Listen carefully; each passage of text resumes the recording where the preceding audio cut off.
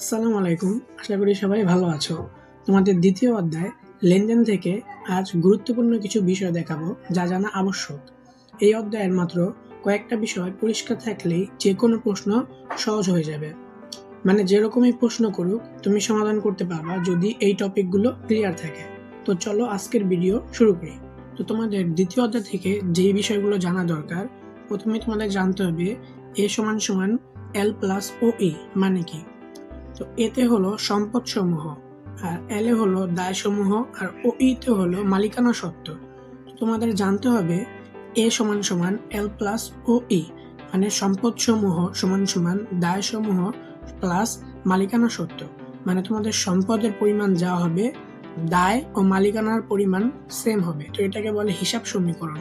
আর তোমাদের জানতে হবে 6টি দলিল সম্পর্কে। তো দলিলগুলো কি কি? তো প্রথমে আছে চালান। তো 6টি দলিলের মধ্যে চালান আছে, ক্যাশ মেমো আছে, ডেবিট ভাউচার আছে, ক্রেডিট ভাউচার আছে, ডেবিট নোট আছে, ক্রেডিট নোট আছে। এই 6টি দলিল সম্পর্কে তোমাদের ভালোভাবে জানতে হবে। আর তোমাদের জানতে হবে 5টি হিসাব সম্পর্কে।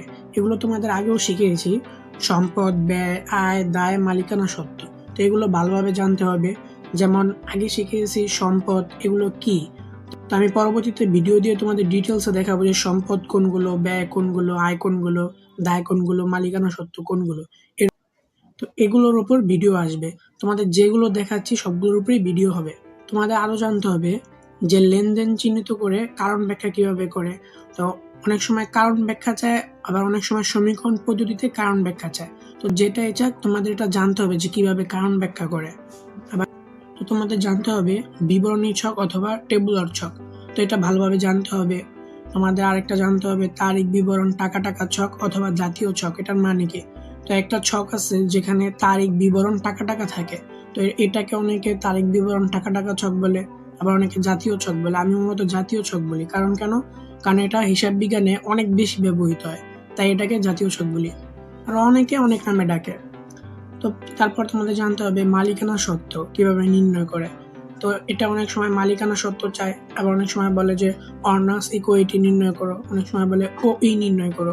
তো যেটাই বলুক মূলত এটা মালিকানা সত্ত্ব নির্ণয় করা। তো এগুলো তোমাদের ভালোভাবে জানতে হবে। যদি তোমরা চাও যে এই অধ্যায় থেকে যেই প্রশ্নই আসুক তোমরা সহজেই পারবা, তাহলে আমার ভিডিওতে দেখানো প্রত্যেকটা টপিক তোমাদের ভালোভাবে জানতে হবে।